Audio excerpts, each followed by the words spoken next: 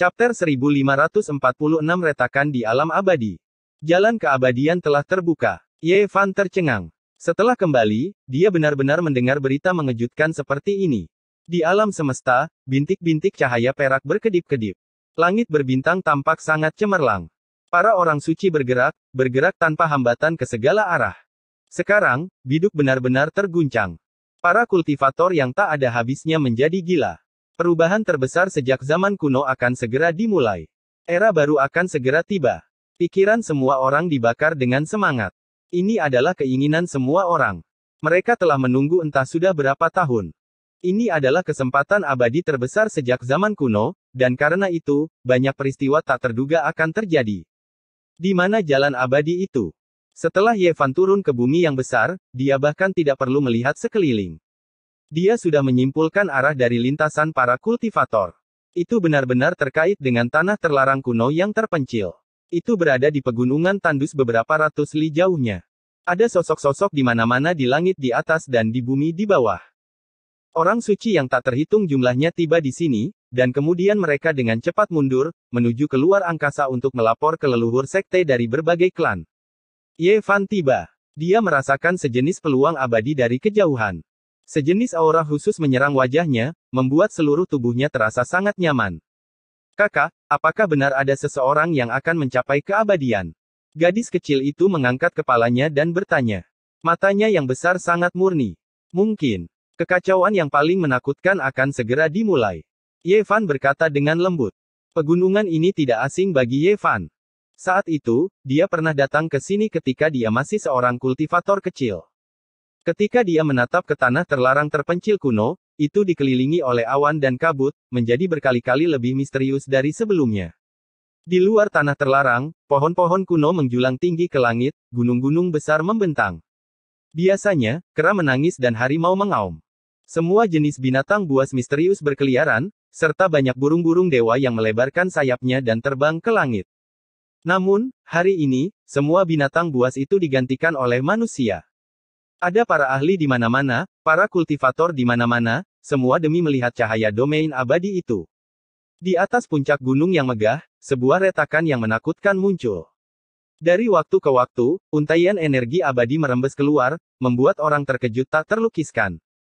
Retakan itu sangat cemerlang, seperti aliran magma di malam yang gelap, seperti kilatan petir yang melesat melintasi langit yang berkabut. Hal itu sangat mencolok dan menyilaukan.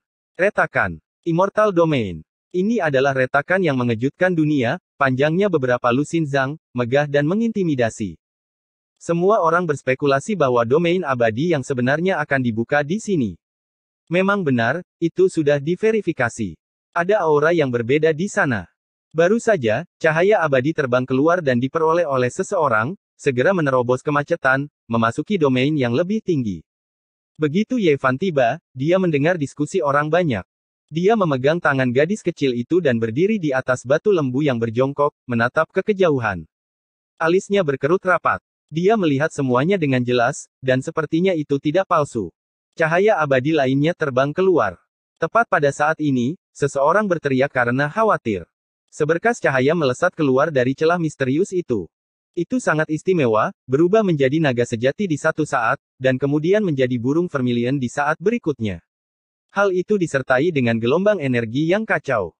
Cahaya abadi lainnya telah muncul. Semua orang dengan panik memperebutkannya, semuanya bergegas maju. Segera, konflik berdarah meletus. Semua orang bertarung dengan sengit karena ini. Itu sangat intens dan kejam. Ye Fan sangat terguncang. Itu adalah cahaya abadi utara. Ketika dia pergi mencari Tu Fei, dia telah melihat hal semacam ini di gurun jalan keabadian di bawah gua es. Sekarang dia melihatnya di sini, dia tertegun. Ombak besar melonjak di dalam hatinya. Jalan keabadian akan segera terbuka. Itu tidak palsu, itu benar-benar menjadi nyata.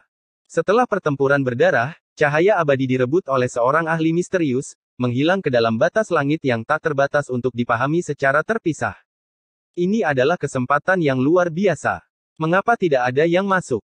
Ini adalah keraguan Ye Fan. Karena celah telah muncul, mengapa tidak semua orang bergegas masuk? Ada banyak orang yang memiliki pertanyaan yang sama dengannya, dan mereka baru saja tiba. Ketika mereka bertanya di sini, langsung ada orang yang mencibir. Bahkan kaisar kuno yang agung pun gagal. Apakah Anda pikir kami bisa berjuang dengan cara kami? Bahkan jika sebuah celah muncul, kekuatan dunia fana tidak akan bisa membukanya. Sebelum kata-kata ini selesai, ada orang yang tidak bisa menahan diri. Mereka mengeluarkan senjata suci mereka dan menyerang, ingin merobek celah yang lebih besar dan bergegas ke domain abadi. Boom! Ini sama saja dengan menambahkan bahan bakar ke dalam api. Celah yang berkobar melepaskan hamparan cahaya menakutkan yang melonjak dan menelan segalanya. Ah! Hanya orang suci, namun dia ingin menyerang. Dalam 2 hari ini, kita telah kehilangan 4 grid sage, dan mereka semua berubah menjadi abu di dalam retakan tanpa ketegangan. Kebenaran berdarah ditampilkan di depan mata mereka. Semua orang merasa bulu kuduk mereka berdiri. Orang lain mungkin tidak mempercayainya, tetapi secara pribadi menyaksikan dan mengalaminya adalah hal yang paling realistis, dan bahkan lebih menakutkan. Jalan keabadian sangat kejam. Ini baru permulaan. Munculnya retakan telah memicu bencana berdarah. Jelas, ini bukanlah akhir dari segalanya. Bencana darah baru saja dimulai. Pada kenyataannya, inilah yang terjadi. Yevan berhenti di sini selama setengah hari dan menemukan bahwa beberapa orang yang datang terlambat tidak mempercayainya. Mereka menggunakan segala macam metode untuk menyelidiki, tetapi semuanya dikalahkan. Tulang putih berkilau diwarnai dengan darah, beterbangan di mana-mana. Tempat ini dipenuhi dengan kematian yang tak berujung. Semua orang menarik napas dingin. Hanya setengah hari telah berlalu, jangankan para orang suci itu, seorang sage agung lainnya telah jatuh. Penggaris pengukur surga di tangannya pecah menjadi 8 bagian, dan seluruh tubuhnya menderita akibat serangan balik cahaya abadi, berubah menjadi abu. Tempat macam apa ini sebenarnya? Mengapa domain abadi begitu menakutkan? Bahkan sage agung pun selema orang-orangan sawah. Selama seseorang menyerang, darah mereka pasti akan mengering, dan bahkan tulang mereka tidak akan tersisa. Yevan mengerutkan kening saat dia melihat. Tempat ini terlalu menakutkan, bukan sesuatu yang bisa diterobos oleh manusia sama sekali. Bahkan jika mereka menggunakan senjata kaisar mereka, mereka mungkin tidak akan berhasil. Mungkin ada masalah besar di depan. Apa saja pergerakan dari berbagai wilayah terlarang? Dia bertanya kepada seseorang karena ini adalah akar dari masalahnya. Eksistensi tertinggi dari wilayah terlarang, demi menjadi abadi, demi kelangsungan hidup, membayar harga yang mahal. Tidak ada yang lebih cemas daripada mereka. Jika orang-orang ini tidak menampakkan diri, maka tempat ini tidak memiliki arti apapun. 7 wilayah terlarang kehidupan yang besar semuanya memiliki sinar cahaya yang mencapai langit yang merobek langit. Tambang kuno asal dan gunung abadi bahkan lebih lagi memiliki kabut menakutkan yang menyelimuti tempat ini. Seseorang berkata dengan suara gemetar, seolah-olah mereka melihat hal yang paling menakutkan. Yevan berbalik dan pergi, tidak tinggal di sini bahkan 1 menit lebih lama. Dia membawa kuali tembaga hijau, dan hal semacam ini kemungkinan besar akan menarik minat makhluk tertinggi kuno. Jauh dari pegunungan itu, Yevan berdiri di puncak gunung, diam-diam menikmati pemandangan dan berpikir sendiri. Tidak ada gerakan maju, tidak ada pemandangan yang tidak beraturan. Tiba-tiba saja pecah dalam 1 malam, muncul di dunia ini. Itu datang lagi. Segaris kabut abadi sedang melonjak. Di kejauhan, seseorang berteriak karena khawatir. Yevan tiba-tiba mengangkat kepalanya. Di sebelah utara, ada hamparan kabut misterius yang bisa dikatakan bergerak dengan kecepatan cahaya, datang dari utara.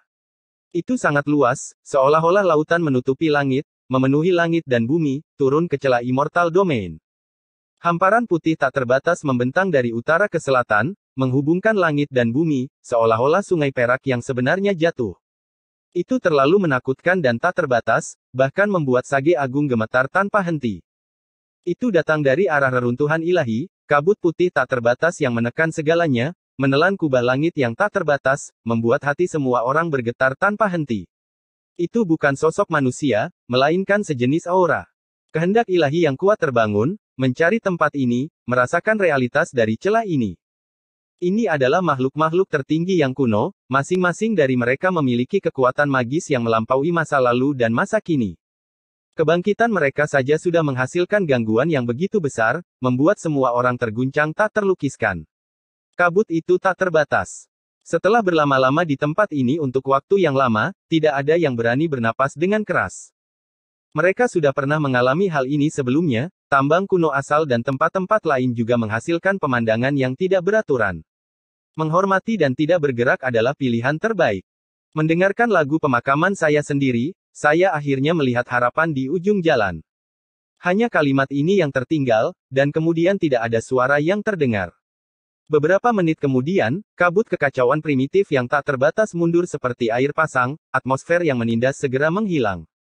Semua orang tidak bisa menahan nafas lega. Ini nyata, jalan keabadian telah muncul, domain abadi akan segera terbuka sepenuhnya. Semua orang sekarang akhirnya yakin bahwa celah ini nyata, bukan jebakan. Siapa yang bisa menipu keberadaan di wilayah terlarang? Itu adalah seseorang yang lelah hidup. Hari itu, dunia gempar, seluruh dunia terguncang. Tidak ada satu orang pun yang tidak gemetar.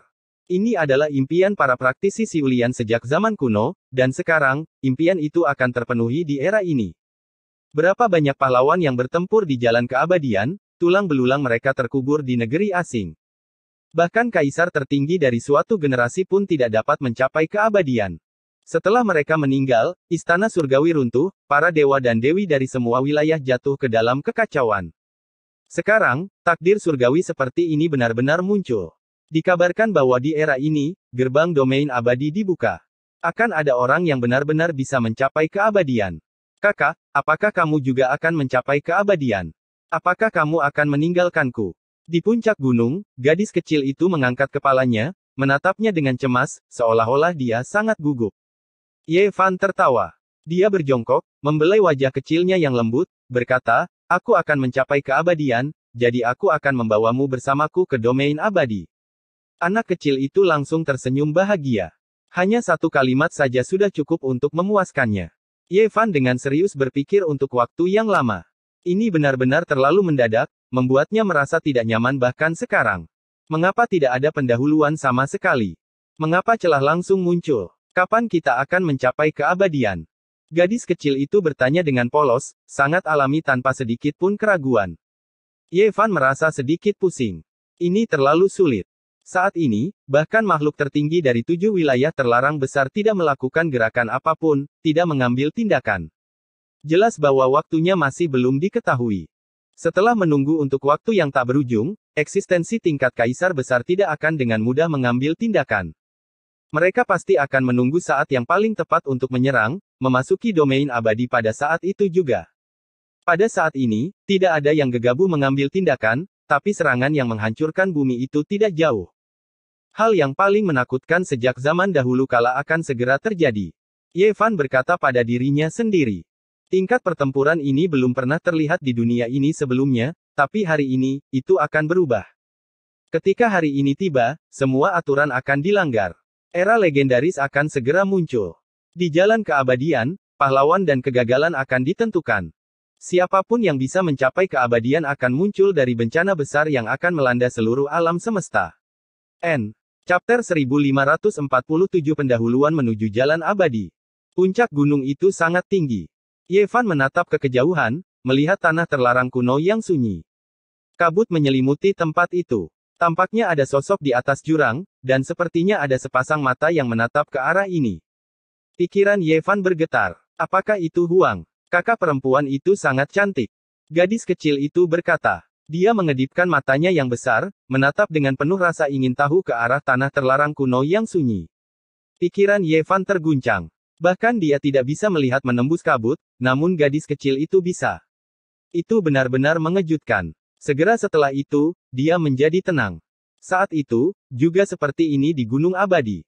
Gadis kecil itu bisa melihat menembus pola kaisar, menunjukkan jalan untuk bertahan hidup bagi semua orang. Kakak perempuan itu, kenapa dia mengikat dirinya dengan rantai? Gadis kecil itu menunjukkan ekspresi bingung.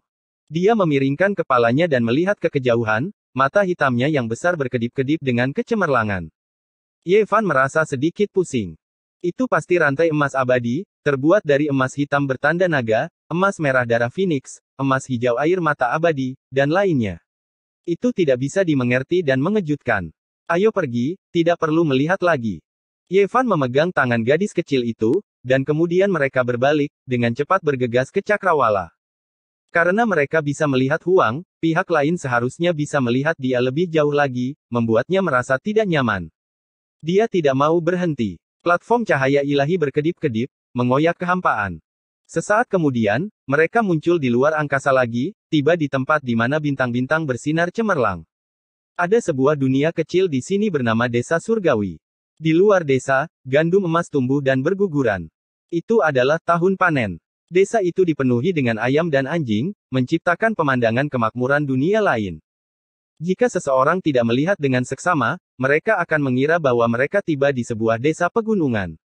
Itu karena tempat ini terisolasi dari dunia luar, hanya ada kedamaian dan kepuasan. Anak ilahi telah kembali. Burung pipit kecil itu berteriak dengan riang, memecah kedamaian desa. Desa surgawi yang damai segera menjadi hidup.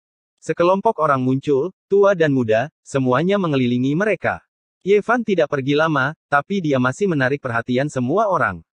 Siapa anak ini? Dia terlihat seperti boneka porselen. Sebagian besar orang di desa surgawi tidak mengenali gadis kecil itu. Mereka semua mulai berdiskusi di antara mereka sendiri. Guru, ini pasti gadis kecil yang belum pernah saya temui sebelumnya, kan? Hua-Hua berjalan mendekat dengan senyum nakal di wajahnya. Mereka sudah lama tidak berpisah, jadi dia tidak merasa terlalu emosional setelah melihat Yevan. Nan-Nan kecil melirik kepala botak berkilau di depannya dengan matanya yang besar dan berkata dengan takut-takut, keponakanku. Semua orang tertawa terbahak-bahak, bunga-bunga itu mengeluarkan tangisan aneh. Ini Nan-Nan. Salah satu mata suci pembunuh Kiluo bersinar, sementara yang lainnya gelap gulita. Dia menunjukkan ekspresi terkejut saat dia menatapnya dengan hati-hati. Semua orang secara alami menebaknya, tetapi mereka tidak bisa tidak terkejut. Yevan telah pergi untuk menemukan gadis kecil itu, dan mereka tidak menyangka bahwa dia akan benar-benar berhasil. Namun, banyak orang yang terperangah. Bertahun-tahun telah berlalu, namun Nan-Nan kecil masih belum tumbuh dewasa. Dia masih sama seperti yang digambarkan di masa lalu, membuat orang merasa bahwa itu tidak terbayangkan. Saya Nan-Nan. Anak kecil itu berkata dengan lembut. Di mana Nan-Nan? Di mana Nan-Nan? Seseorang berteriak di kejauhan. Li Heishui berlari mendekat. Terakhir kali dia datang ke desa surga, dia masih belum kembali. Dua kaisar darah perak mengikuti di belakang dan tiba di depannya. Kamu, kakak Heishui. Mata besar Nan-Nan kecil sedikit bingung, tapi dia tidak bisa tidak menyebut nama Li Heishui. Ini adalah ingatan bawah sadar. Ini hebat. Putri kecil keluarga kami akhirnya kembali dengan selamat. Li Heishui berteriak dengan cara yang sangat bersemangat. Seluruh desa terkejut. Terlepas dari apakah mereka sedang mengasingkan diri atau minum teh atau bermain catur, mereka semua muncul di pintu masuk desa, mengelilingi tempat ini dengan erat. Ya dewa, dari mana malaikat kecil ini berasal? Akan sangat menyenangkan jika saya memiliki anak perempuan seperti dia. Kaide berteriak kaget, berteriak bahwa dia telah melihat seorang malaikat. Ada malaikat di jalan kuno. Saya telah melihat beberapa balapan. Yevan berkata sambil tersenyum. Ye, apakah kamu pernah melihat dewa? Aku selalu lupa bertanya padamu.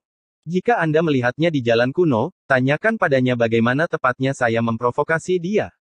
Aku benci dia. Kaide berkata dengan marah. Ini agak sulit. Anda bisa bertanya sendiri padanya di masa depan. Desa surgawi dipenuhi dengan suasana kelompok. Kedatangan Nan-Nan kecil juga membuat anak-anak di sini sangat penasaran. Mereka mengelilinginya dan mengobrol dengan berisik seperti sekelompok burung pipit kecil yang bahagia. Yevan menghela nafas panjang. Anak kecil itu tidak akan lagi kesepian di sini. Dengan begitu banyak anak yang menemaninya, dia pasti akan sangat bahagia di masa depan. Orang-orang secara alami mengangkat masalah jalan keabadian. Kiluo mengatakan bahwa dia telah memberikan perintah bahwa tidak ada yang diizinkan untuk berpartisipasi. Jika tidak, itu hanya akan membuang nyawa mereka. Ini adalah kebenaran. Bahkan Sage Agung telah kehilangan beberapa orang. Dengan apa mereka harus bersaing? Mereka hanya bisa mati sia-sia. 2 hari kemudian, Yevan mengundang Ji Ziyue, Dongfang Ye, dan beberapa teman lama lainnya. Setelah tiba di desa surgawi, secara alami menjadi hidup kembali. Anak kecil, apakah kamu masih mengenaliku? Ji Ziyue menggendong Nan-Nan kecil dan bertanya sambil terkikik. Ini secara alami mempersulit si kecil. Dia tidak ingin berbohong, tapi dia sedikit malu. Pada akhirnya, dia dengan patuh menggelengkan kepalanya dan mengatakan bahwa dia sakit dan telah melupakan banyak orang dan banyak hal. Keluarga. Ji belum membuat langkah besar. Setelah melihat celah di domain abadi, seolah-olah mereka menghadapi musuh besar. Jika tidak ada kecelakaan, keluargaku mungkin harus meninggalkan Big Dipper, kata Ji Ziyue. Dia akan meninggalkan sebagian orang untuk dijaga di sini, tetapi fondasi dan masa depan keluarga akan dipercayakan kepada domain abadi. Ketika semua orang mendengar ini, mereka semua tercengang. Keluarga Ji benar-benar membuat keputusan seperti itu.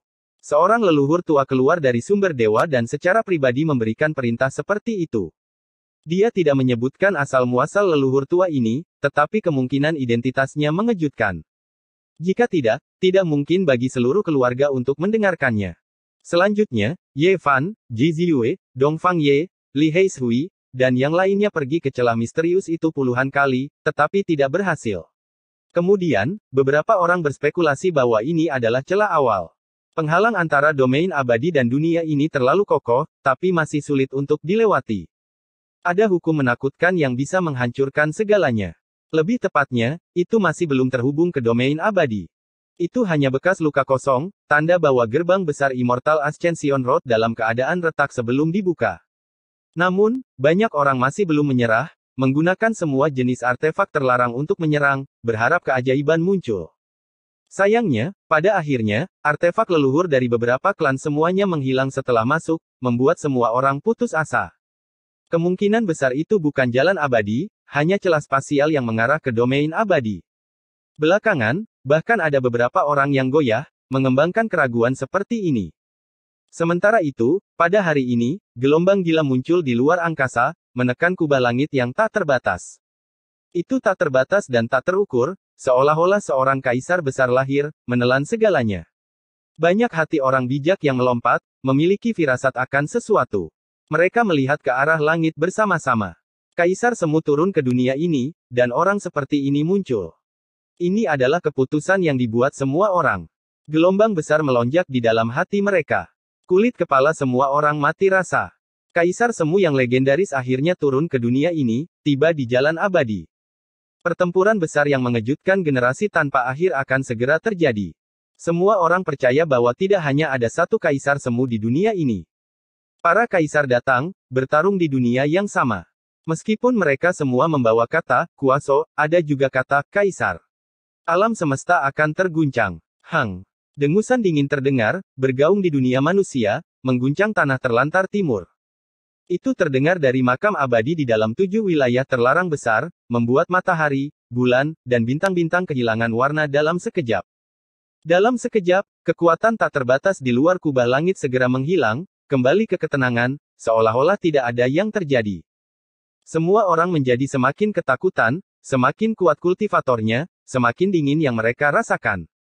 Seluruh dunia menjadi hening, kehilangan semua suara untuk waktu yang lama.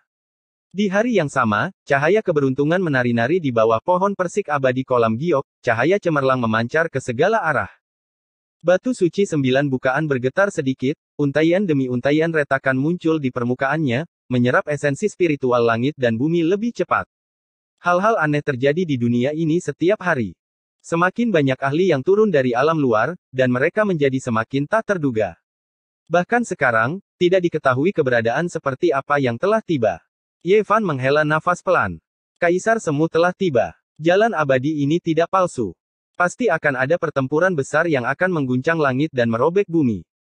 Di masa lalu, mereka selalu menantikannya, tapi sekarang tenggat waktu sudah di depan mata, hati semua orang terasa berat. Siapa yang berani mengatakan bahwa mereka sudah siap? Pada hari-hari berikutnya, sepertinya ada perubahan setiap hari.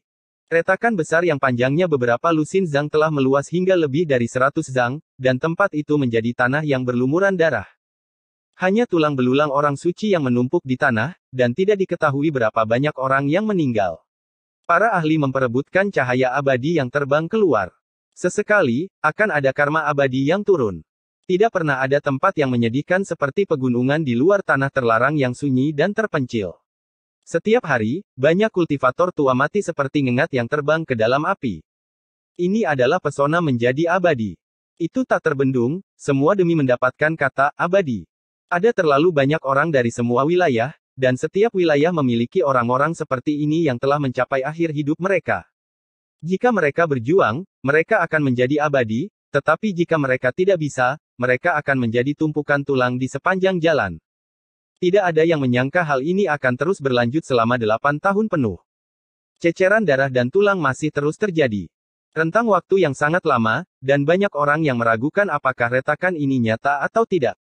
Cahaya abadi itu nyata, dan memungkinkan banyak orang untuk menerobos kemacetan dan mengalami transformasi yang mengejutkan. Dan dalam 8 tahun ini, retakan di domain surgawi juga telah meluas hingga 2000 zang. Meskipun kecepatannya melambat, tren ini tidak berubah. Itu adalah pratinjau terakhir untuk pembukaan gerbang abadi. Selama 8 tahun ini, Ye Fan selalu memahami Dao dan berkultivasi. Dia berjalan di antara gunung dan sungai, memahami semua jenis teknik, mengembangkan teknik rahasianya sendiri, dan menciptakan kitab suci alam rahasia lain di tubuh manusia. Nenek moyangku yang kecil telah kembali. Ji Ziyue membawa berita yang mengejutkan Ye Fan. Mengapa cara dia berbicara begitu aneh? Ini leluhur kecil Ji Ziyue tersenyum. Apa? Ye Fan sangat gembira. Ji telah kembali, dan ketika mereka bertemu lagi, dia juga adalah Sage Agung. Kecepatan kultivasinya sangat menakutkan, dan dia bahkan lebih pendiam dan tidak banyak bicara. Hampir di hari yang sama, berita lain datang. Pangeran Suci telah kembali dan muncul di tanah gurun timur. Kakak Ji, ayo kita sambut Pangeran Suci bersama-sama. Ye Fan tersenyum. Oke. Ji hanya mengucapkan satu kata, tapi ada tatapan mengejutkan di matanya. Tahun itu, mereka bertiga bekerja sama untuk melawan 8 jenderal dan membunuh Pangeran Suci. Angin dan awan sangat luas, dan aura mereka menelan puluhan ribu mil. Rasanya seperti baru kemarin. Sekarang, mungkin mereka bertiga harus bekerja sama lagi. Chapter 1548 Ekspedisi. Di padang gurun timur, vegetasinya rimbun dan gunung-gunungnya megah. Seekor monyet yang tampaknya ditempa dari emas berkeliaran, menghadap ke pegunungan dan sungai, mengingat masa lalu dan merasa sangat terharu.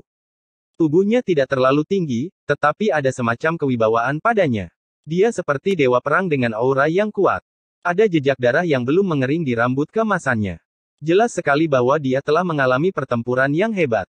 Dia berjalan melalui pegunungan tandus dan danau besar seperti ini, menyebabkan banyak burung ganas dan binatang buas melarikan diri dengan panik. Dia seperti penguasa yang tak tertandingi yang sedang berpatroli, menyebabkan semua makhluk hidup gemetar ketakutan. Ini adalah Pangeran Suci. Dia juga telah kembali dan tidak menyembunyikan keberadaannya. Begitu dia kembali ke tanah gurun timur, banyak orang menemukannya, menyebabkan keributan. Pangeran Suci. Di langit, seseorang berteriak dengan keras. Kabut melonjak dan cahaya warna-warni melonjak. Sekelompok orang mengendarai awan dan meneriakkan namanya. Mata monyet itu berapi-api. Meskipun ada bekas darah di sekujur tubuhnya, itu tetap tidak bisa menyembunyikan penampilannya yang luar biasa. Dia mendongak dan segera tertawa keras, bergegas ke langit. Tepatnya Ye Fan, Ji, Li Heishui, Dongfang Ye, Ji Ziyue dan yang lainnya. Mereka muncul di sini bersama-sama untuk menyambutnya. Ye Fan sedikit mengernyit. Ada jejak kaki yang tertinggal di gunung dan sungai, dan ada jejak darah. Monyet itu terluka. Dia menarik energi drakonik bumi yang besar untuk menyembuhkan asalnya. Tidak ada yang menyangka bahwa Pangeran Suci akan benar-benar terluka, dan itu tidak ringan. Itu benar-benar mengejutkan. Kakak monyet, apa yang terjadi? Mengapa kamu terluka? Li Heishui bertanya. Paman bela diri, siapa yang melukaimu? Katakan pada Buddha ini, aku akan mengurus mereka semua dan membantumu melampiaskan amarahmu. Hua-hua juga berteriak berlebihan, bergerak mendekat. Pada akhirnya, monyet itu tanpa basa-basi menamparkan kepalanya yang botak, menyuruhnya pergi. Monyet, masalah apa yang kamu hadapi? Kalau tidak, kamu tidak akan menderita seperti ini. Dongfang Ye tertawa keras, memperlihatkan seteguk gigi seputih salju. Dia selalu sangat kasar, dan tubuh bagian atas perunggunya sangat kuat. Saya memang menemukan karakter yang galak, tapi itu bukan masalah besar. Aku akan mengurusnya cepat atau lambat. Monyet itu berkata dengan sengit. Kakak monyet, jangan memaksakan diri. Kami bukan orang luar. Selama Anda mengatakannya, kami akan membunuh dengan cara kami bersama-sama. Li Heishui mengerucutkan bibirnya dan tersenyum. Semua orang tertawa. Apa yang terjadi? Mari kita ambil tindakan bersama. Ji berkata, kata-katanya pendek. Ye Fan juga bertanya. Dia dan monyet itu bukan orang luar, jadi mereka secara alami bisa mengatakan apapun. Jika mereka benar-benar bertemu dengan masalah besar, mereka pasti akan membantunya dan mempertaruhkan nyawa mereka. Monyet itu menunjukkan ekspresi sedih, dan bulu emasnya berkibar meskipun tidak ada angin. Matanya dipenuhi dengan niat membunuh saat dia berkata, saya memiliki beberapa teman di luar angkasa, tetapi mereka semua terbunuh. Semua orang terkejut. Mereka pasti menghadapi musuh yang kuat. Bahkan monyet itu memiliki ekspresi yang begitu sedih. Jelas sekali bahwa dia sangat marah. Mereka mati dengan sangat mengenaskan. Tubuh fisik mereka dipotong-potong, dan roh primordial mereka dimurnikan oleh esensi api yin ekstrim selama 100 hari, perlahan-lahan memurnikannya sampai mati. Monyet itu sangat marah. Dia bukan kaisar semu, tapi dia hampir memiliki kekuatan kaisar semu. Monyet itu sangat marah. Dia bukan kaisar semu, tapi dia hampir memiliki kekuatan kaisar semu. Sulit untuk bertahan melawannya.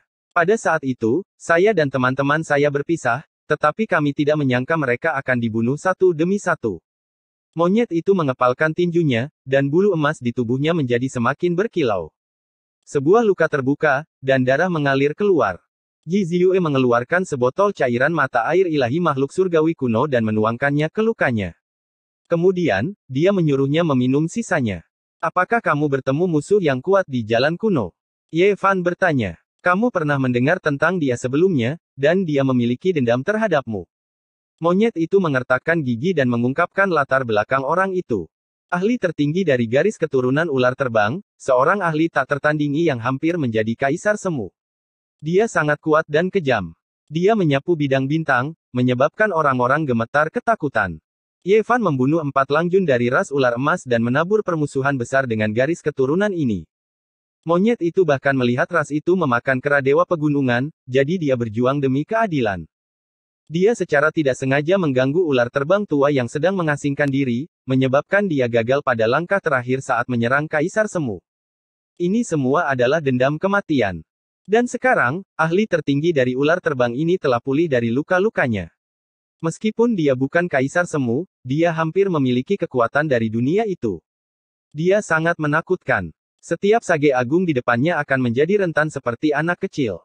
Dia benar-benar selamat. Ye Fan tercengang. Dia menyerang pos pemeriksaan kaisar semu pada saat yang genting, namun dia diganggu oleh senjata kaisar. Orang biasa pasti akan berubah menjadi abu. Tidak hanya ahli tertinggi dari ras ular terbang tidak mati, tapi dia juga telah pulih dari lukanya dan penuh semangat. Dia mengejar monyet di langit berbintang. Hal ini benar-benar mengejutkan. Dia benar-benar musuh yang hebat. Sekali seseorang memiliki kekuatan kaisar semu, situasinya akan sangat berbeda. Dia akan menjadi seseorang dari dunia lain, dan tidak peduli betapa menakjubkannya seseorang, mereka tidak akan mampu melawannya. Jika monyet itu tidak memiliki tongkat besi abadi yang ditinggalkan oleh kaisar petarung, dia pasti akan mati di alam luar. Sekelompok orang yang bepergian di padang gurun timur secara alami membuat orang tercengang. Ini terutama terjadi setelah mereka mengenali Ye Fan, Jizi, dan Pangeran Suci. Ini membuat orang semakin tercengang. Saat itu, ketika mereka membunuh Pangeran Suci, mereka telah menimbulkan gelombang besar. Selain itu, mereka sudah menjadi sage agung sekarang. Ketika ras kuno mengetahui hal ini, mereka semua menjadi benar-benar diam, takut bahwa mereka akan dihukum oleh ketiga sage agung ini jika mereka memprovokasi kemalangan. Masa kini berbeda dengan masa lalu. Ketiga pangeran kekaisaran di masa lalu semuanya telah dewasa, dan salah satu dari mereka dapat menyapu bersih suatu wilayah. Jika mereka benar-benar menargetkan suatu ras, mereka pasti akan dimusnahkan. Masih mudah jika kita bisa menghadapi mereka secara langsung. Yang paling merepotkan adalah dia bisa muncul kapan saja dan tiba-tiba melancarkan serangan yang fatal. Monyet itu mengerutkan kening. Jika mereka menjadi sasaran dari karakter level kuasa kaisar, bahkan jika mereka memiliki senjata kekaisaran kuno, mereka masih akan berada dalam bahaya kematian kapan saja. Mustahil untuk menjaga diri dari hal itu. Jika tidak, dengan sifat monyet, dia pasti tidak akan kembali. Ular melonjak tua berada dalam kondisi khusus. Meskipun dia belum melewati kesengsaraan, dia masih hampir melewati ambang batas saat itu. Dia telah berlutut 99 kali dan hanya kurang menggigil.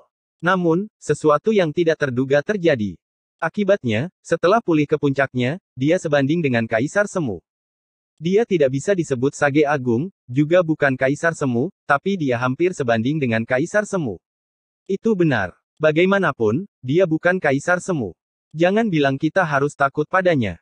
Dongfang Ye bersedia untuk berpartisipasi dalam pertempuran dan sangat ingin mencobanya. Dia juga bisa menggunakan kesempatan ini untuk memasuki langit berbintang untuk mendapatkan pengalaman. Dia berani menggertak saudara kera. Kalahkan dia sampai bahkan ibunya tidak bisa mengenalinya. Li Heishui juga berteriak. Itu benar. Dia berani menggertak paman bela diri. Hajar dia sampai ke rumah neneknya. Hua berteriak. Kepala botaknya bersinar saat dia berbicara dengan kemarahan yang benar. Hati monyet itu sangat hangat. Tak satu pun dari teman-teman lama ini meringkuk di hadapan ancaman setingkat Kaisar Semu.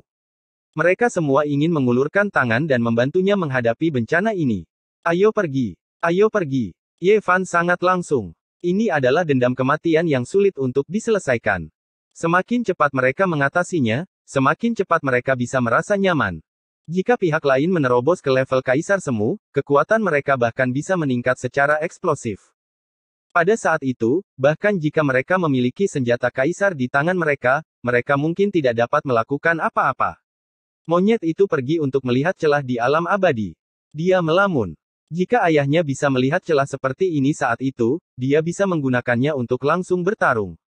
Sayangnya, dia masih melewatkan era ini.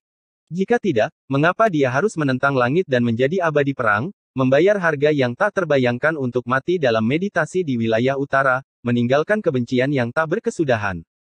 Ketika memutuskan pilihan kandidat, semua orang berdebat. Mereka semua ingin pergi dan bertarung, tetapi dari sudut pandang praktis, pada akhirnya, hanya Ye Fan, Jizi, dan Pangeran Suci yang pergi. Saat mereka hendak pergi, Jizi Yue datang sambil terengah-engah. Kecepatannya sama sekali tidak kalah dengan formula baris Ye Fan. Dia menyeka keringat di dahinya yang putih berkilau dan menarik leluhur kecil keluarga Ji ke samping, menyerahkan cermin kekosongan. Saat itu, dia dan Ji Haoiwei sangat dihormati oleh keluarga. Ketika mereka berjalan di jalur uji coba kuno, mereka bahkan tidak memiliki kesempatan untuk membawanya pergi. Sekarang setelah mereka mencapai alam ini, mereka secara alami memiliki kesempatan untuk mengendalikannya. Dia mengirimkannya. Keluarga Ji mengirimkan Pangeran Suci dan juga mengirimkan cermin surgawi pada saat dunia akan berubah. Ini terlalu langka. Ketiga ahli itu semuanya memiliki senjata kaisar. Mereka melangkah di jalur bintang bersama-sama dan menuju ke kedalaman alam semesta. Jika berita tentang ini tersebar, itu pasti akan menyebabkan kegemparan besar. Ini pasti akan mengejutkan dunia. Ini adalah sebuah bintang kecil. Di masa lalu, ada vegetasi yang melimpah dan energi spiritual yang padat. Sekarang, itu telah menjadi tanah kematian. Ada tulang-tulang putih dan kabut hitam di mana-mana. Semuanya telah terkorosi bersih.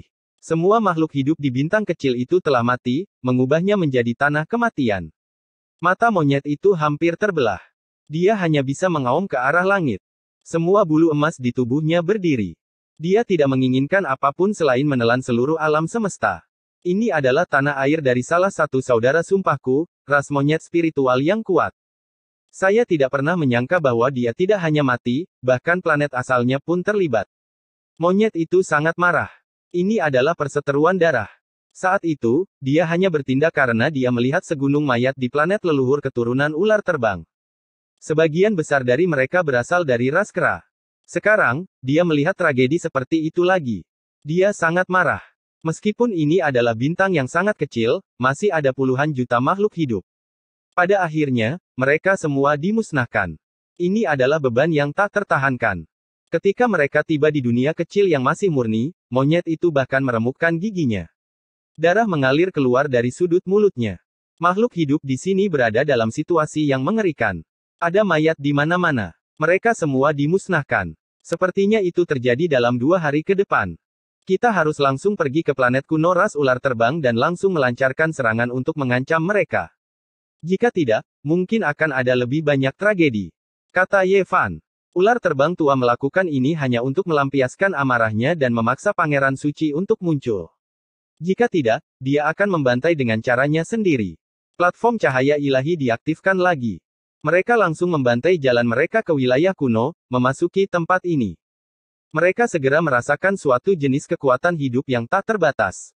Bintang besar itu berkembang, penuh dengan kekuatan hidup. Begitu Ye Fan, Jizi, dan Pangeran Suci mendekat, mereka menggigil dalam hati. Mereka merasakan semacam niat membunuh yang menyelimuti udara. Ini adalah tempat berbahaya yang sebenarnya tidak tersembunyi sedikitpun.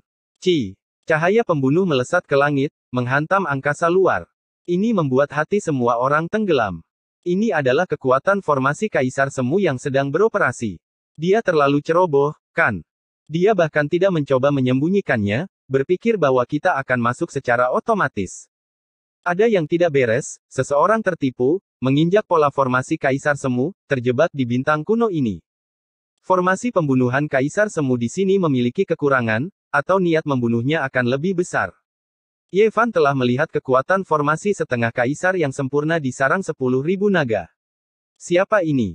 Untuk bisa bertahan bahkan setelah memasuki formasi pembunuhan Kaisar Semu, itu benar-benar sedikit mencengangkan.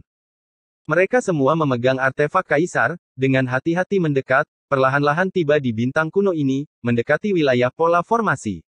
Di depan, pegunungan tampak megah, awan dan kabut bergulung-gulung, energi Kaisar tak terbatas. Tiba-tiba ada teriakan anjing yang terdengar dari dalam, terlebih lagi, setiap kalimat yang ditulis dalam 3 karakter, mengubah pola, mengumpat tanpa henti. Tunggu, kenapa kedengarannya agak familiar? Si kera terkejut. Sepertinya itu. Kaisar Hitam. Yevan sedikit tercengang. Chapter 1549 Kaisar Hitam. Tidak hanya Yevan yang kehilangan kata-kata, bahkan Jizi dan Pangeran Suci juga sama. Mereka semua dalam keadaan linglung. Kaisar Hitam telah mengamuk di sini, menginjak lubang besar. Itu benar-benar membuat mereka tidak bisa berkata-kata. Anjing yang tidak bisa diandalkan ini akhirnya tersesat di kedalaman alam semesta. Dia awalnya berpikir bahwa dia tidak tahu kapan dia akan bisa melihatnya lagi, tetapi siapa yang tahu bahwa dia akan muncul di sini. Ia telah jatuh ke dalam formasi Kaisar Semu. Ada jenis hukum Dao lain yang melesat, kekuatannya bahkan lebih ganas, niat membunuhnya sangat besar dan perkasa. Formasi pembunuhan Wuxi, ini bukan lagi masalah satu sudut. Ada 1 atau 2 sudut lebih banyak dari sebelumnya, jelas bahwa ini adalah keajaiban. Dikabarkan bahwa selain kaisar-kaisar kuno yang agung, tidak ada yang bisa mengetahui arti sebenarnya. Tidak mungkin untuk meletakkannya, dan salah satu sudutnya mungkin menjadi batasnya. Sangat sulit untuk melintasi penghalang itu. Kaisar Hitam membenamkan dirinya dalam Dao ini sepanjang tahun. Dia tidak kehilangan orang-orang di sekitarnya dengan sia-sia, dan pada akhirnya, dia bahkan kehilangan dirinya sendiri. Pada akhirnya, dia benar-benar membuat terobosan. Justru karena dia meletakkan 2 sudut formasi pembunuhan Wuxi, pola formasi di depannya berantakan, menghalangi niat membunuh dan tidak mati. Guk, cacing panjang sialan. Guk, Mother of Asterisker. Kaisar Hitam terjebak dalam formasi, mengutuk tanpa henti.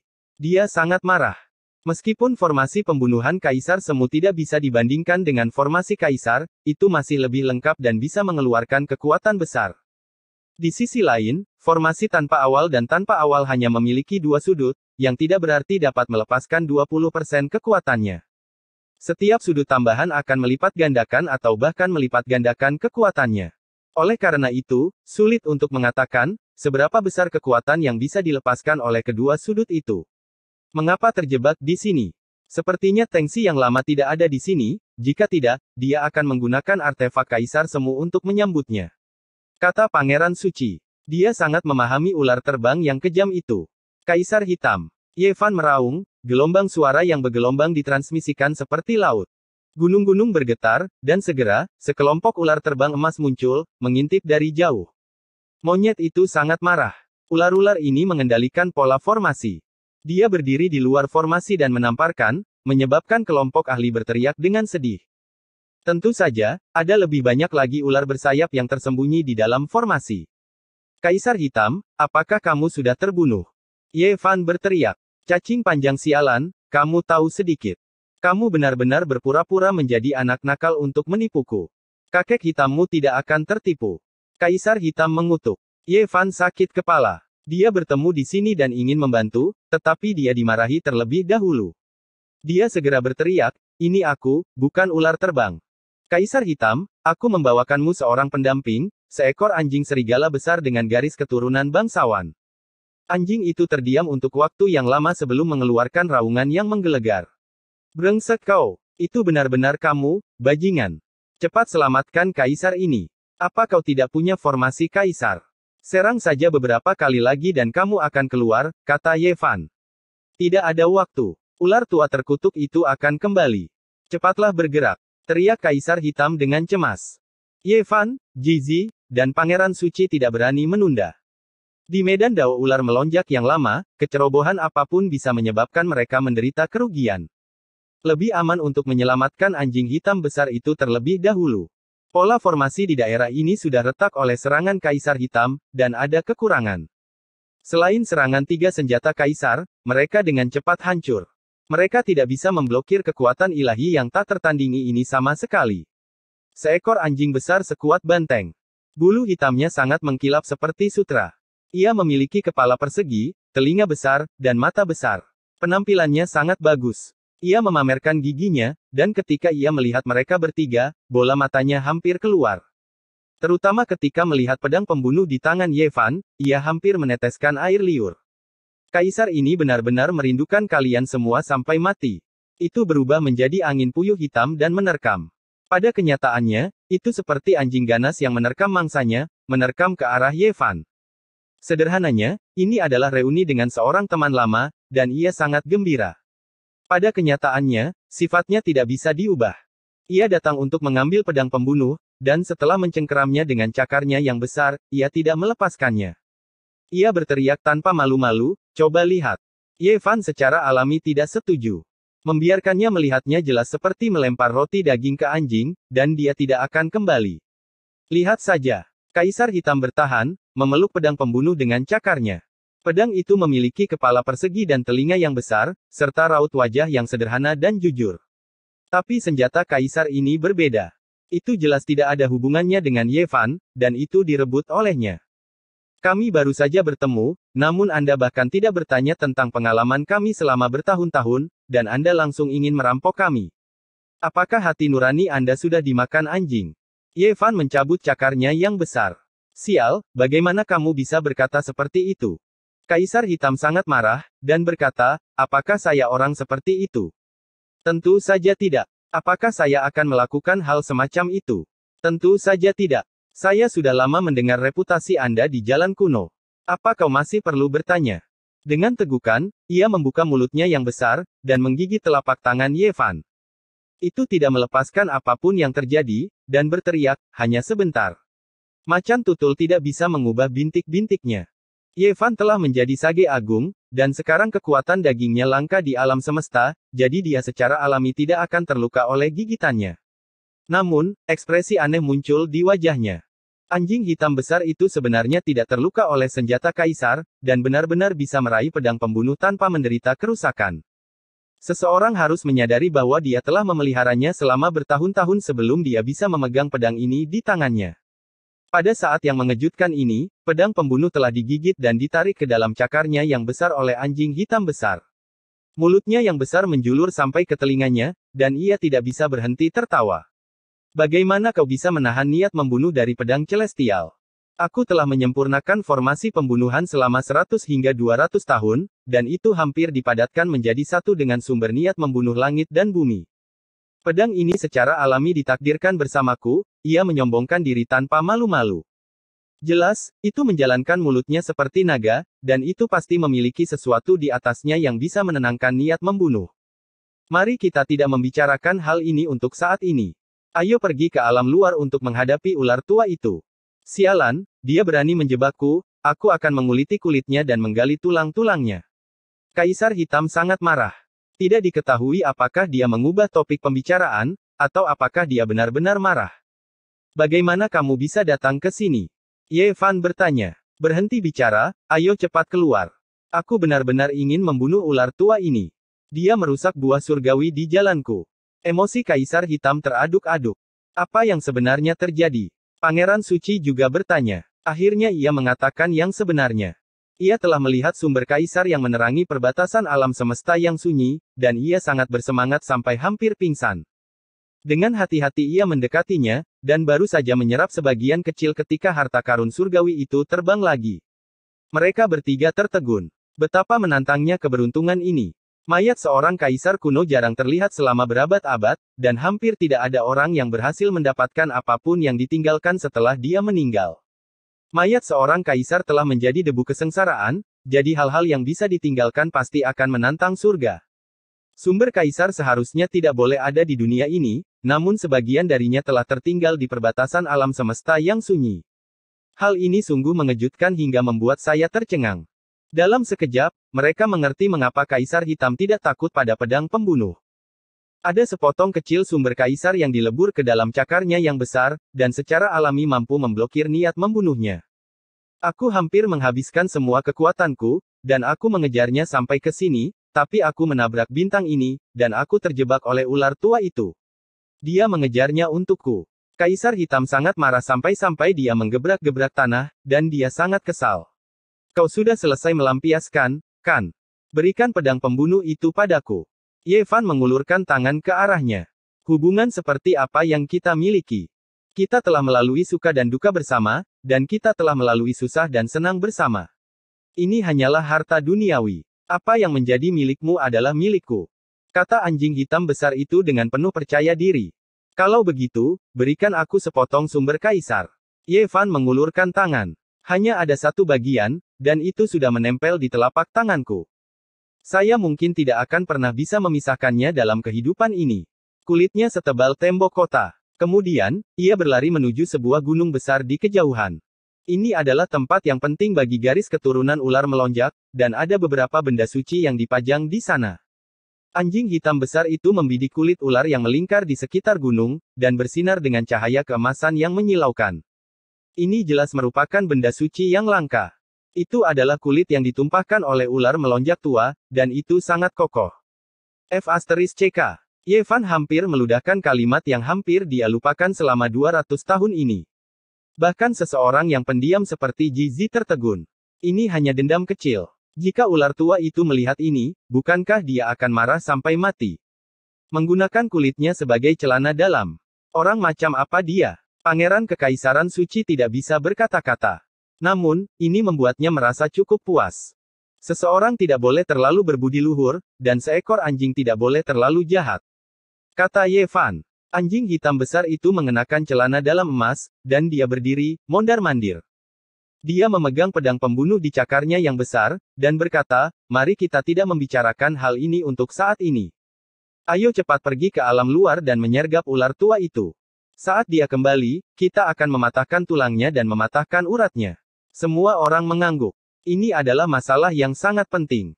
Jika ular melonjak tua memperoleh sisa kekuatan sumber dari seorang kaisar besar kuno, begitu dia pergi ke pengasingan dan menyempurnakannya ke dalam tubuhnya, dia mungkin benar-benar menerobos ke tingkat kaisar semu. Pada saat itu akan menjadi bencana besar. Meskipun ada banyak elit ular melonjak di planet ini, tak satu pun dari mereka yang berani menghentikannya. Mereka sama sekali bukan tandingannya. Dengan begitu banyak Monarch Tools di tangan, sekali mereka menghancurkannya, mereka akan cukup untuk menghancurkan planet ini. Mereka langsung pergi ke alam luar, dan diam-diam menunggu ular melonjak tua kembali. Mereka akan membunuhnya dan menjebloskannya ke dalam neraka abadi. Ai, itu benar, anak nakal Ye, kemana saja kamu selama ini? Kenapa aku tidak mendengar kabar darimu selama ini? Juga, Ji, Pangeran Mahkota Suci, mengapa kalian berdua tidak menunjukkan diri? Aku bahkan ingin pergi dan mencarimu. Mereka bertiga semua ingin memukulinya, dan meremehkan anjing terkutuk ini bersama-sama. Kau anjing terkutuk yang hina, tak tahu malu, dan tak pernah puas. Bukankah kamu baru saja mengatakan bahwa kamu sudah lama mendengar tentang reputasi kami di jalan kuno? Itu sebabnya kau tidak bertanya saat melihat kami. Pada akhirnya, kamu masih tergoda oleh harta karun itu. Ular tua itu telah kembali. Mari kita tidak membicarakan hal-hal yang tidak berguna untuk saat ini. Ayo cepat bunuh yang besar ini. Semangat Kaisar Hitam terguncang. Kemudian, dia mengertakkan gigi dan berdiri tegak. Dia memegang pedang pembunuh, dan menyembunyikan dirinya. Ye Fan mengeluarkan kuali tembaga hijau, sementara Ji dan Pangeran Kekaisaran Suci juga melakukan persiapan. Mereka akan membunuh ular pembangkit yang sudah tua. Chapter 1550 Formasi. Alam semesta terasa dingin sedingin es, dan sangat sunyi. Tidak ada sedikit pun suara. Cahaya bintang melesat di kejauhan, menambah ketenangan alam semesta. Kenapa dia tidak muncul? Ekspresi kebingungan muncul di wajah Pangeran Suci. Mereka langsung menghilang ke dalam kehampaan, bersiap untuk melancarkan penyergapan. Namun, bahkan setelah waktu yang lama berlalu, masih tidak ada gerakan. Aku salah lihat. Itu mungkin bintang jatuh, kata Kaisar Hitam dengan tenang. Kalian percaya kata-katanya? Apakah seseorang yang bisa kehilangan dirinya sendiri bisa diandalkan? Ye Fan bertanya, tampak seolah-olah dia sudah tahu ini akan terjadi.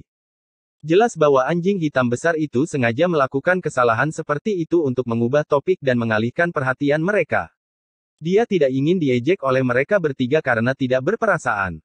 Tidak apa-apa. Ada banyak waktu, dan bahkan langit membantuku. Aku akan mengatur formasi pembunuhan dan memberi mereka rasa obat mereka sendiri. Mata Kaisar Hitam bersinar terang, terlihat sangat bersemangat. Ye Fan, Ji, dan Pangeran Suci menjadi asistennya, dan diperintahkan oleh Kaisar Hitam untuk membantunya mengatur formasi.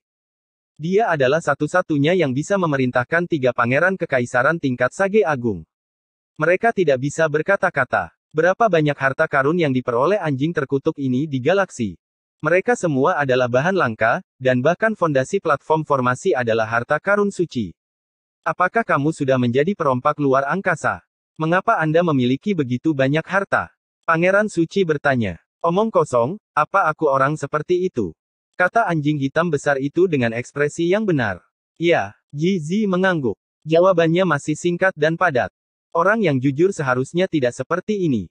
Bagaimana Anda bisa merusak rencana saya? Saya selalu menghormati Kaisar Void, kata anjing hitam besar itu tidak senang. Kamu telah menghormatinya, dan kamu bahkan mendesak Duan De untuk merampok makam klan Ji. Kamu bahkan ingin memasuki makam Kaisar Void, kata Ye Fan. Anjing hitam besar itu langsung merasa malu, dan Ji menatapnya dengan tatapan mematikan. Kaisar Hitam segera berteriak, itu hanya rumor. Saya selalu menjadi orang yang sangat tertutup, dan saya tidak pernah melakukan hal semacam itu. Seseorang harus memiliki hati nurani. Hati nurani Anda telah dimakan oleh seekor anjing. Guk.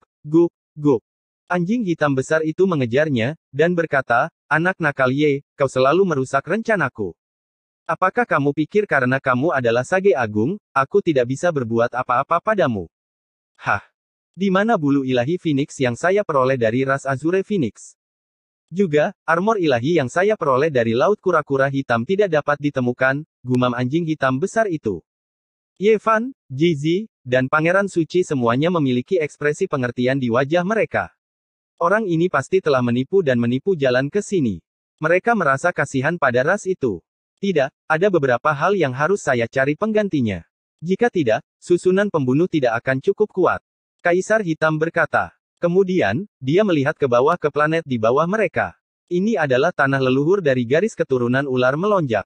Mata anjing hitam besar itu berbinar, dan dia berkata, kita menjaga gunung harta karun, jadi mengapa kita khawatir di sini? Ayo kita turun dan pinjam saja. Jika Anda ingin merampok kami, katakan saja.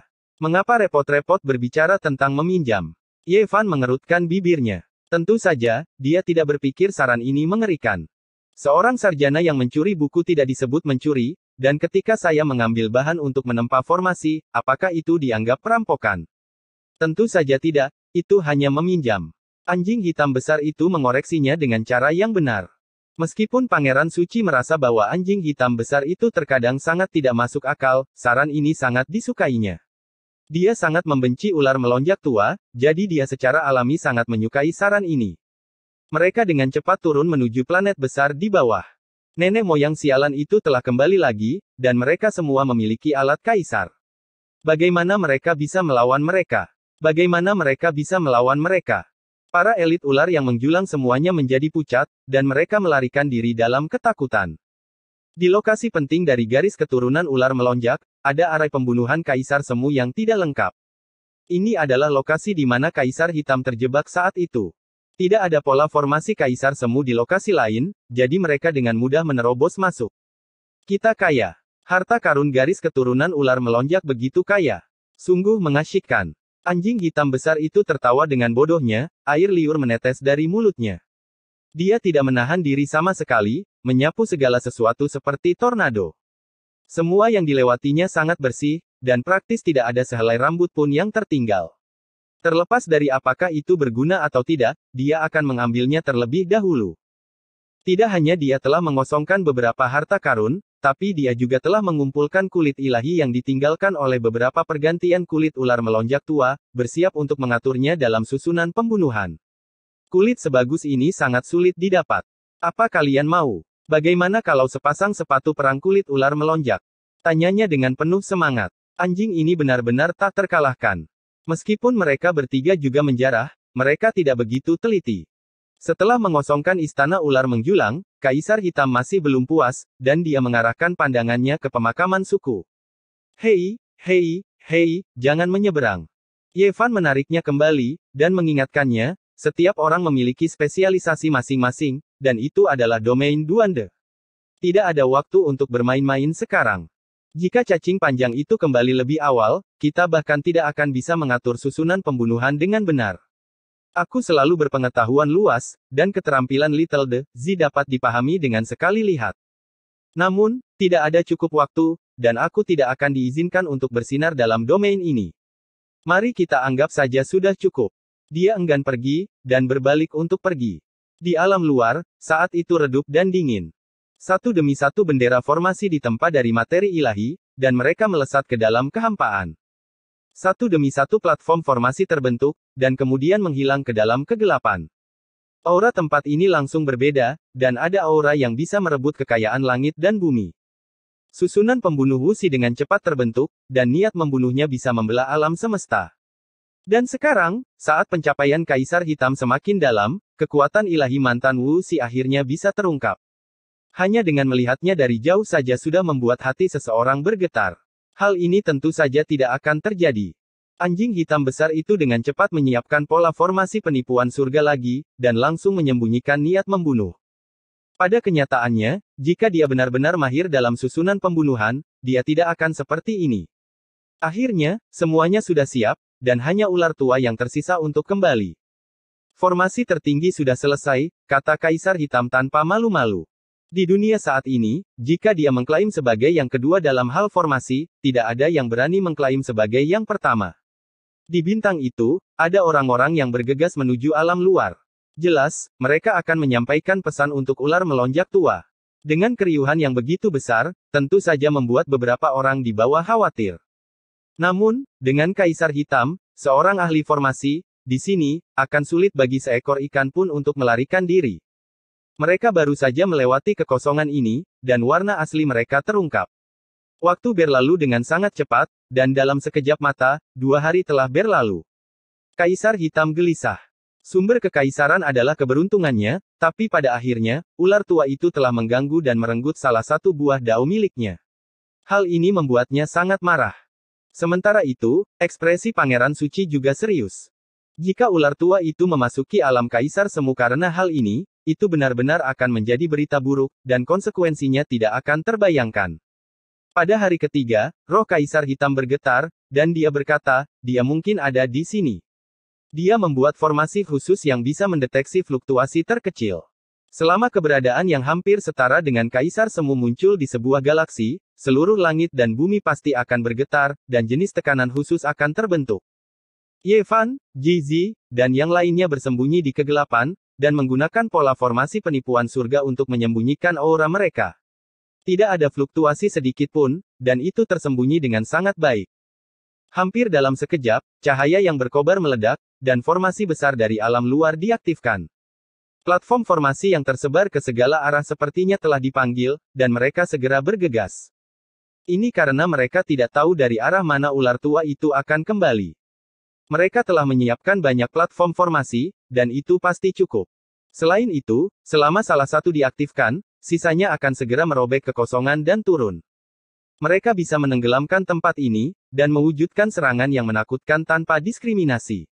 Auman. Raungan keras mengguncang alam semesta, seolah-olah raksasa dari penciptaan dunia akan menghancurkan dunia. Dengan membalikkan tubuhnya, ia mungkin bisa menghancurkan banyak bintang.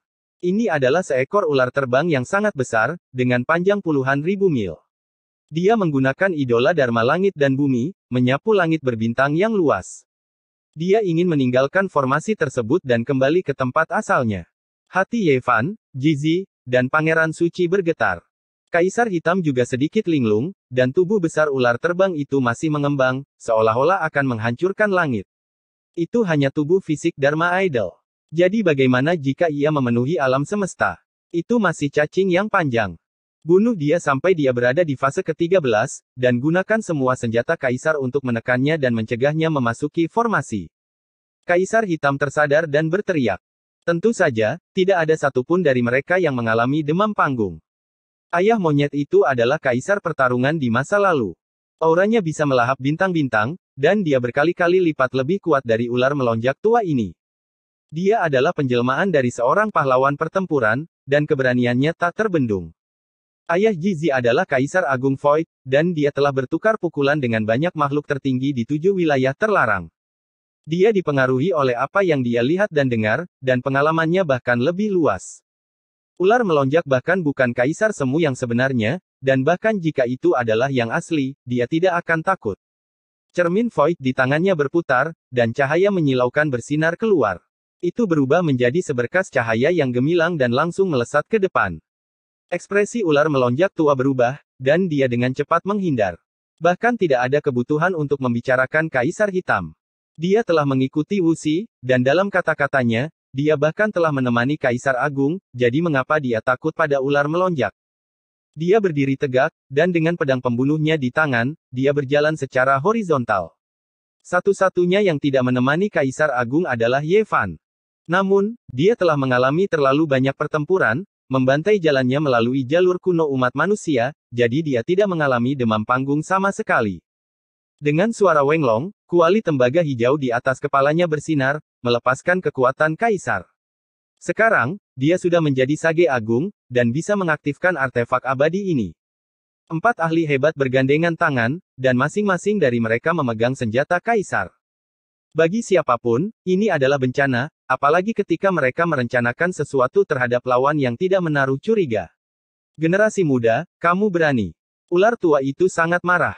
Dia telah lama menyingkirkan proyeksi sihir 80.000 li miliknya, dan berubah menjadi sosok iblis seperti dewa. Dia menghindari serangan dan berdiri di kehampaan. Kepalanya yang berambut emas menari-nari, dan matanya sedingin 2 rumah es. Kau membunuh saudara laki-lakiku yang telah disumpah, menghancurkan tanah leluhur mereka, dan membantai makhluk-makhluk dari seluruh bintang kecil. Perseteruan darah ini sedalam lautan, dan bahkan nyawamu pun tidak cukup untuk membalasnya. Monyet, kamu merusak rencanaku, dan masih berani datang ke sini. Aku menyerang untuk membunuhmu. Kemarilah dan terimalah kematianmu. Kata ular melonjak, dengan niat membunuh yang kental. Namun, hatinya sangat terkejut. 4 orang telah menyerang, dan mereka semua memegang senjata Kaisar. Hal ini menyebabkan separuh tubuhnya menjadi dingin, dan dia dipenuhi dengan keterkejutan. Namun, dia tidak menunjukkannya di wajahnya. Ular tua, kamu menghancurkan buah dauku, dan mencuri esensi Kaisarku. Aku tidak akan berhenti sampai kau mati. Teriak Kaisar Hitam. Ular tua itu sangat marah sampai-sampai dia hampir memuntahkan seteguk darah. Seluruh tubuhnya gemetar, dan rambut emasnya berdiri tegak. Matanya terbuka lebar karena marah, dan hampir keluar. Dia meraung, aku akan membunuhmu.